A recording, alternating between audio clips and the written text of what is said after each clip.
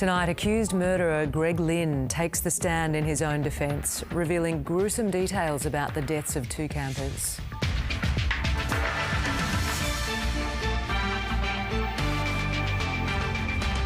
Also tonight, Victoria greenlights its first gas drilling licence in a decade. Palestinians and an Australian journalist attacked in East Jerusalem. And a study of Melbourne's swans unlocks the secrets to their relationship success. Good evening, Tamara Oudyn with ABC News. Accused murderer Greg Lynn has given evidence in his own double murder trial, telling the jury his actions in covering up the deaths of two elderly campers were despicable. But under intense questioning from prosecutors, the former Jetstar pilot has maintained that he didn't murder the couple.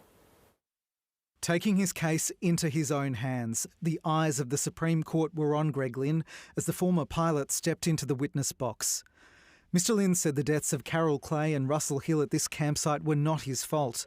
"I am innocent. I haven't killed anyone," Mr Lynn said. He claims Miss Clay was accidentally shot in the head as he struggled with Mr Hill over a gun. He says he then acted in self-defence as Mr Hill came at him again with a knife and inadvertently stabbed himself. Under questioning from his barrister Dermot Dan, Mr Lynn described it as a horrendous scene and said it was despicable that he then destroyed evidence and dumped the campers' bodies here under a pile of sticks. Loved ones of Russell Hill and Carol Clay watched on as Mr Lynn told the court, "All I can say to the families is that I'm very sorry for your suffering." But the prosecutor accused him of lying and murdering the retirees. "You murdered Mr Hill. What do you say?" "That's not true." "You took aim at Mrs Clay. You shot at her multiple times." "That's not true." Greg Lynn says the dispute started because he didn't like Mr Hill flying this drone, and Mr Hill also didn't want Mr Lynn hunting close to their campsite. Mr Lynn says things escalated when the 74-year-old stole his shotgun. "You could have just started up your vehicle. You could have simply driven away. He had stolen something of mine and I wanted to get it back." Despite some fiery questions, Greg Lynn remained composed on the stand. He only appeared shaken once. He took a deep breath and admitted he'd lied to his wife when he pretended that he had nothing to do with the camper's demise. Mr Lynn said his career as a pilot meant he could stay calm under pressure, but he says he panicked at the campsite and believed he'd wrongly be blamed. "Clearly things are worse for me now. It's a disaster, and it would have been a disaster if I had gone to the police."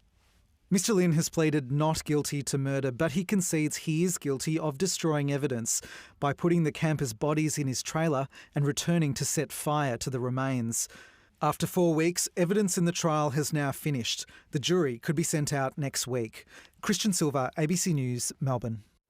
The state government has given the green light for gas to be drilled off the coast of Victoria for the first time in a decade.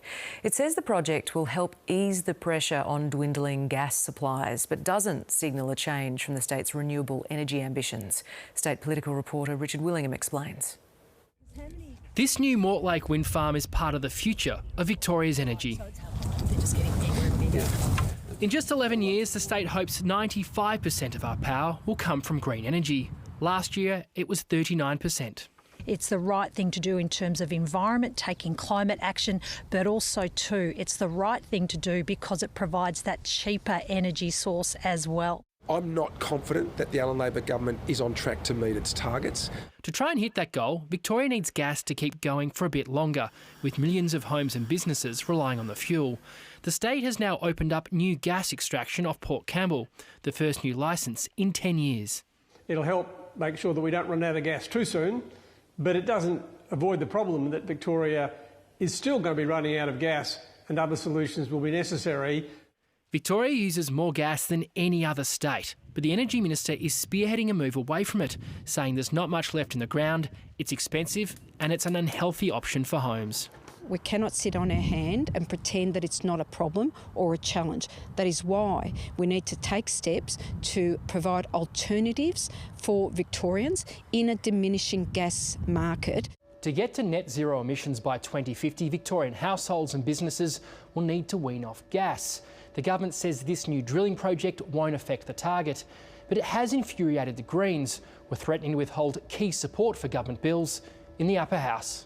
Victoria is blowing up its ambition right now for a renewable energy future. So this is a disastrous plan. The balance here between keeping gas going for a while but not too long is really challenging. The industry is urging the state to make it easier to explore for new reserves. Richard Willingham, ABC News, Melbourne. The National Anti-Corruption Commission will not launch fresh investigations into 6 public officials involved in the Robodebt scandal. 500,000 Australians were targeted by the Robodebt scheme, which unlawfully raised debts of more than $1.7 billion against social security recipients. The final report of the Royal Commission into the saga had included a sealed chapter recommending further civil or criminal action against people involved in the scheme.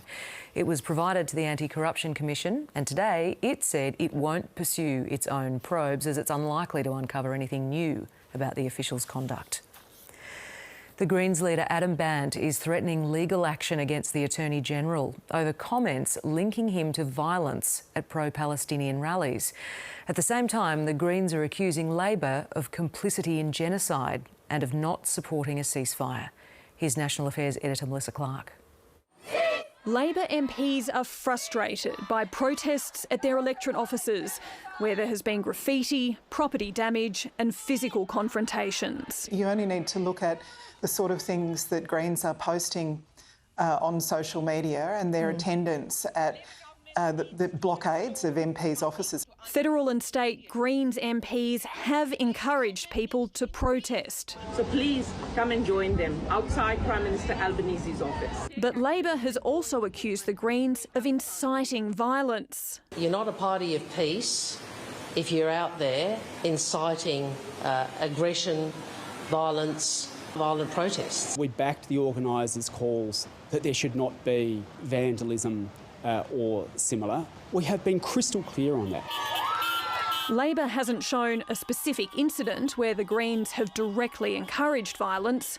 The Greens leader has threatened legal action against Attorney-General Mark Dreyfus for suggesting it. My lawyers have written to the Attorney-General regarding what I consider to be defamatory statements. The Greens have used social media to press the politics. Labor is complicit and cowardly in this mission of genocide that Israel is conducting against Palestinians. And make highly charged claims about complex issues.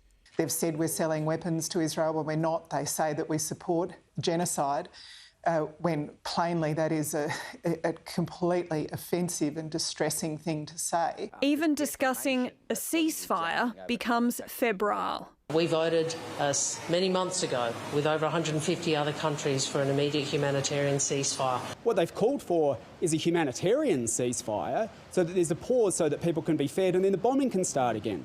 As the war in Gaza drags on, the political debate here has deteriorated, raising concerns about the cues protesters take from it and the impact it has on community cohesion.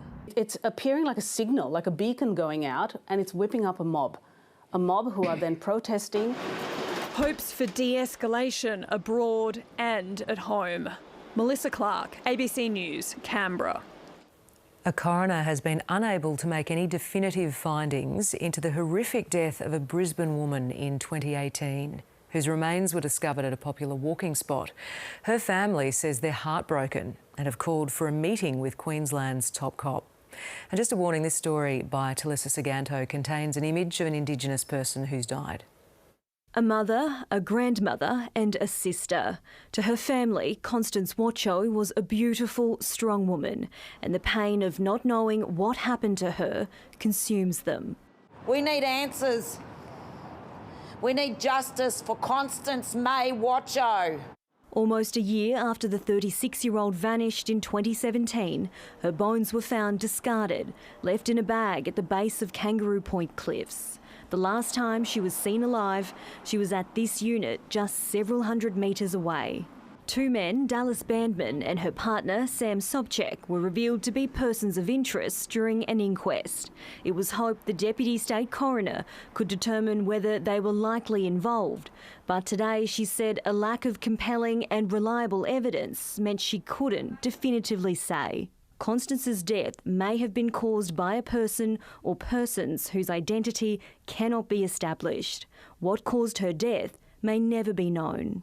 It was heartbreaking for everybody today, and it's going to be heartbreaking for us until we have closure.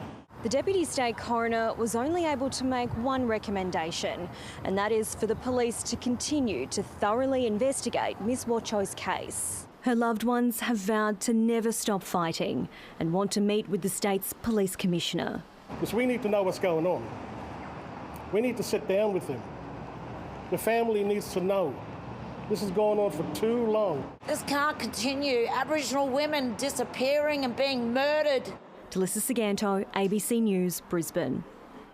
For many young people, retail offers plenty of opportunities, including workplace experience in their first job.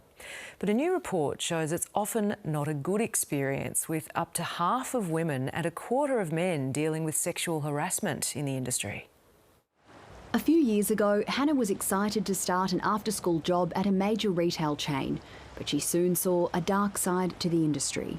Everyone I knew that worked there had an experience with being sexually harassed at work, from like anything as small as just awkward comments that customers would make, or as severe as being stalked by customers and having some really scary experiences like that. Hannah's experience at her former job is all too common, as new research from Sydney University confirms.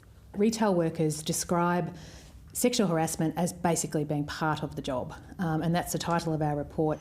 The findings couldn't be more timely, with recent allegations emerging at Country Road. Sexual harassment is pervasive and it spreads across the different segments of retail. The retail industry is the third largest employer in Australia. More than half the workforce are women, many of them teenagers. Researchers say this makes them more vulnerable to sexual harassment, and they're calling on employers to do more to protect their workers. Clearly, this report is showing that they don't feel safe at work. The boss of the Australian Retailers Association says in the case of harassment, the buck stops with management.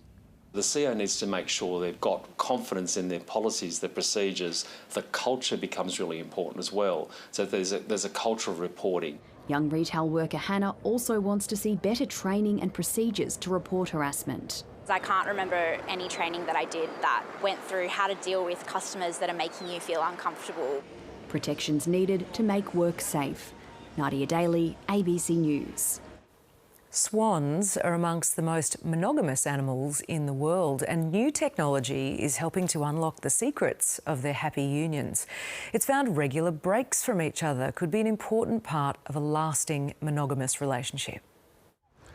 For almost 2 decades, Melbourne University academics have been catching, tagging, Do we get all 5? Fantastic. and safely releasing the black swans of Albert Park Lake. Okay, yep. Swans are thought to be lifelong lovers, and researchers have found there's truth to the fairy tale. But divorce is not uncommon. So about 10% of the swan pairs don't last. So we've got a pair that has been around and together since the beginning of the study, 18 years. Pretty good innings, and others that get together for a month or 2 and then decide, no, this is not for them. Plus, cheating happens. 1 in 6 of the cygnets on the lake are fathered by a male from outside the pair bond. And new movement tracking collars have now discovered that successful monogamous couples are more synchronised, doing the same thing at the same time. However, it doesn't get better over time. Being together for a longer time doesn't actually make you more synchronous than partners that have been together for a year or 2. And while some long-term pairs stay synchronised all year round, others fly away for a holiday. These breaks would probably range for, on average, about 3 months over the non-breeding period before they would come back together before this sort of time of year now. Researchers say they'll now focus on finding out why this happens. But is there a lesson in love for humans? I'm always a bit wary of extrapolating to humans in terms of animal behaviour, but I think they do remind us of what it's like to be in a monogamous human relationship, and especially I think this finding of birds spending time together and time apart is a sort of a reminder of that.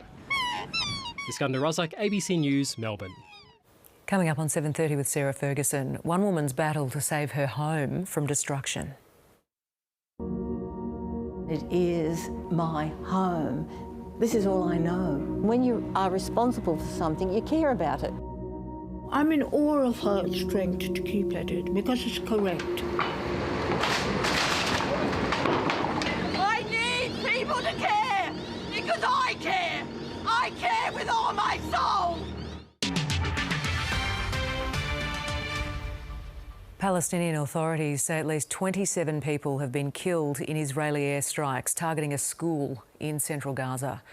Dozens more have been rushed to hospital as rescue teams search for survivors inside the Nusayrat refugee camp. Israeli authorities say 2 missiles were fired at the school, which it claims was being used as a Hamas compound. Hamas has denied the allegations and is calling the attack a horrific massacre. The IDF says it took steps before the airstrike to reduce the harming of uninvolved civilians. Violence has erupted at Israel's annual Jerusalem Day march, with some Jewish Israelis attacking Palestinians and journalists. Middle East correspondent Alison Horn reports from the Old City in Jerusalem.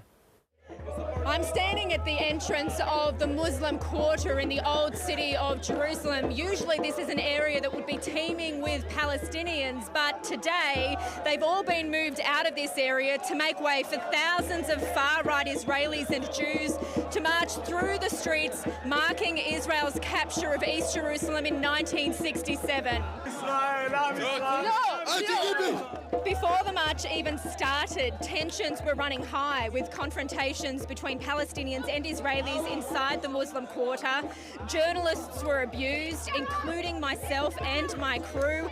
I was hit in the face. We were pushed and verbally abused by some young Israelis taking part. We've been hearing some Israelis chanting offensive slogans like "Death to Arabs" and songs about burning Arab villages down.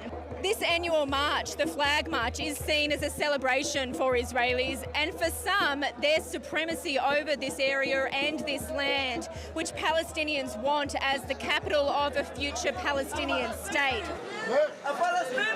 For Palestinians, this is an offensive provocation in the ongoing Israeli occupation of East Jerusalem, according to international law. It's chaos and Palestinians are getting beaten. And even me, they beat in the legs in front of the police. What occupation? It's ours. The land of Israel was given to the people of Israel. Rights groups in Israel had tried to block this particular section of the march going into the Muslim quarter here in the Old City, fearful it would further escalate hostilities between Israelis and Palestinians. UN Secretary-General Antonio Guterres has delivered a blistering speech calling for urgent action on global warming. Mr Guterres says almost 10 years after the Paris Climate Agreement was adopted, the goal is hanging by a thread. New UN data shows there's an 80% chance the planet will breach the 1.5 degrees Celsius limit in warming within the next 5 years. At a major speech in New York, Mr Guterres called fossil fuel companies the godfathers of climate chaos. We are playing Russian roulette with our planet. And we need an exit ramp off the highway to climate hell. And I call on leaders in the fossil fuel industry to understand that if you are not in the fast lane to clean energy transformation, you are driving your business into a dead end and taking us all with you.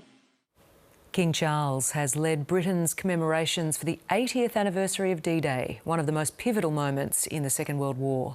In France, as the sun rose over the beaches of Normandy, US Navy SEALs reenacted the events of 1944. The day pays tribute to the Allied soldiers who fought to drive out the forces of Nazi Germany and liberate France. With war raging on Europe's borders, this year's ceremonies carry special resonance. A fitting backdrop for a moment of remembrance and reflection to mark the 80th anniversary of D-Day. Sitting alongside royals and other dignitaries, veterans and their families, 99-year-old Roy Hayward is one of the few still alive. He lost his legs in the war.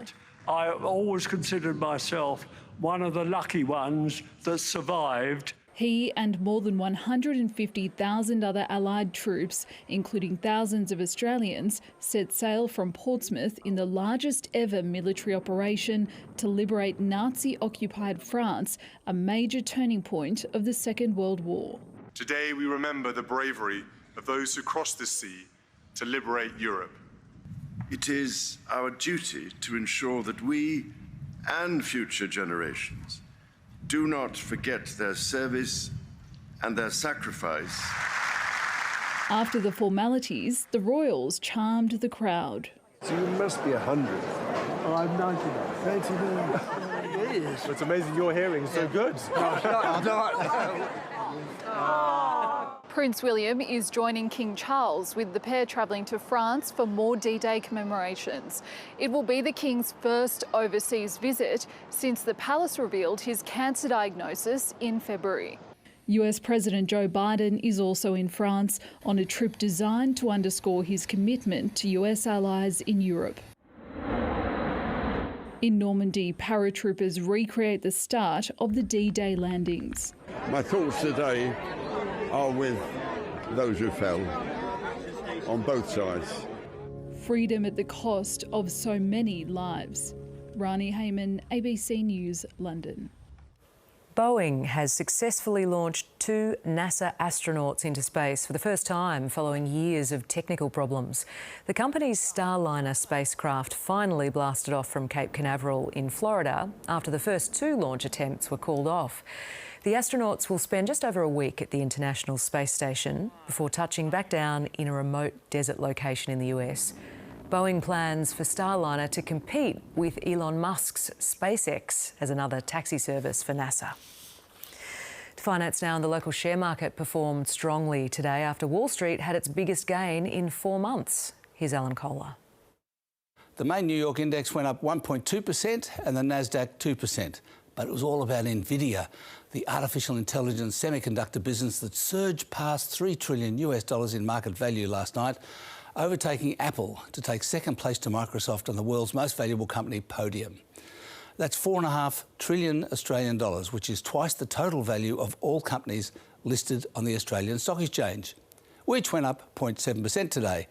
And the big news on our market was that Commonwealth Bank hit a new record high of $124.85. But before we do high fives, CBA's value is less than 1/20th of Nvidia's. And here's a chart of those 2 share prices over the past 5 years, which is one of those pictures that's worth 1,000 words. Today's economic data release was housing lending in April, which accelerated to 4.8% monthly growth from 3.8%. Loan sizes have hit record highs of $750,000 for owner-occupiers and more than $500,000 for first home buyers. Now, repayments on that are about $3,300 a month, or 45% of average weekly earnings, which is 50% above what's regarded as affordable. Nickel fell 4% on commodity markets, while the Aussie dollar stayed at 66.6 US cents. Now, you may be interested to know that the average global temperature has hit 1.63 degrees centigrade above pre-industrial times. So the Paris target of 1.5 degrees has come and gone. It might fall back below 1.5. After all, there is a fair bit of volatility there, but not that much. And the trend, well, you can see the trend, and that's finance. Alex de Minaur's best run at a French Open is over after a straight sets loss to German Alexander Zverev in the quarterfinals. The Australian was unable to convert his chances during the 3-hour match, but said he left his heart out on the court. Big night for Australian tennis. Number 4, Alexander Zverev, had the answers during the first set. The 25-year-old was unable to capitalise as Zverev reached the French Open semi-finals for the 4th year in a row. I left my heart out there. I did everything I could. It was just wasn't good enough. De Minaur will move back into the top 10 ahead of Wimbledon next month. Hopefully that takes a lot of momentum and confidence onto the grass. His innocence. The ATP doesn't have a domestic abuse policy, and the German wasn't concerned about being prevented from playing. No, why?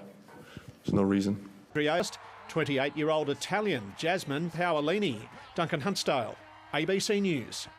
In the AFL, St Kilda looks set to be boosted by the availability of Max King for Saturday night's clash with the Gold Coast Suns.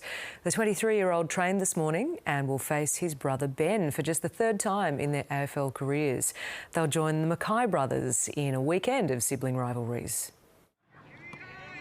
Before training, there was doubt. If he gets through pain-free, he'll play. But after a smooth session, Max King looks set to face the 8th place Suns on Saturday, meaning the 23-year-old faces off against his brother as the Suns search for their first away win of 2024.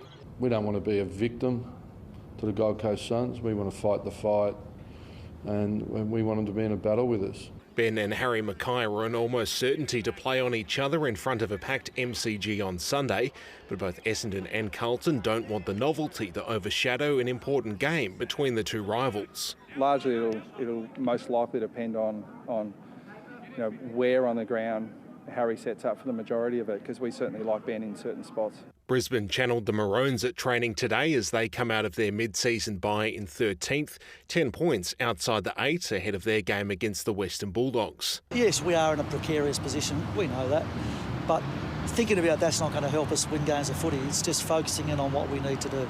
Similar optimism can be found at Arden Street as North Melbourne sets up for the second half of the year. Steadfast they'll soon get their first win this season, perhaps this week against the 16th placed West Coast. We know where we're going, we know where our vision is, it's hard work. And only getting harder with matches against multiple finals contenders in the next 3 rounds. Fraser Fife, ABC News.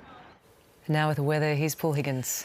And Sam, that long weekend is just around the corner now, and at Mount Buller, these mounds from snowmaking are ready for grading on the runs for the start of the ski season. And even if there's no natural snow around, it certainly feels like winter. One overnight at Dartmoor and Longerenong in the west and at Wangaratta. Southeasterly winds have been pushing showers mostly over East Gippsland, 11 millimetres overnight at Bairnsdale and 15 millimetres today at Combine Bar, which is in the mountains in the far east. And it was mild for winter, 21 degrees in Rutherglen. Not as warm as that in Melbourne City, 17.1 our high. That was at 2:42, but that is 3 degrees above average for June, so we really can't complain about it. On the back deck now, 13 degrees. It was stormy this afternoon in Perth. Canberra had a few showers, mostly overnight, but at Sydney Airport, 54 millimetres since midnight and around 200 millimetres has fallen, or drenched basically, the Illawarra and south coast of New South Wales as a pressure trough sits offshore. Now, tomorrow this low is going to deepen in that trough, and the low will kind of meander at sea before heading southwards to be just off our east coast by Saturday. Early on Sunday, we have this weakening cold front across Victoria. So the low will continue to push moist southeasterlies and showers over Gippsland till Saturday. And on Sunday, you can see they will have a few showers mostly on and south of the ranges. And this big system here, bit of an intense one there, will arrive on Tuesday. Tomorrow, Sydney will have some morning rain and Canberra afternoon showers. In Perth, some early rain. Sunny in Brisbane, but overcast in Adelaide, and Hobart will be partly cloudy. Well, back home, more showers are on the way for Gippsland tomorrow, heavier, as you'll see here in the far east, during the afternoon. We're in for another night of single-digit lows, and there could be some fog around in the morning in the west. Then a mostly sunny day north of the Divide, and mild again, getting up to, 20 degrees in the northeast. Mostly cloudy in south-central areas and Gippsland. A southeasterly at 10 to 15 knots on the bay. Well, clear skies in Melbourne tonight, so it will be cool, and then we'll have that mix of sun and cloud again tomorrow, and a south to southeast wind, 7 overnight, 17 tomorrow, the same as today. Cloudy on Saturday, maybe a shower in the afternoon, some light winds, and 15 on Sunday, and there will be a few showers around, a west to southwest wind. For the King's birthday and MND Monday, it'll be dry during the day, but then some showers at night, 15. A windy day Tuesday with showers, 16. More showers on Wednesday and a shower or two on Thursday, Tam. Thanks very much, Paul. That's it for this evening's bulletin. Sarah Ferguson is up next with 7:30.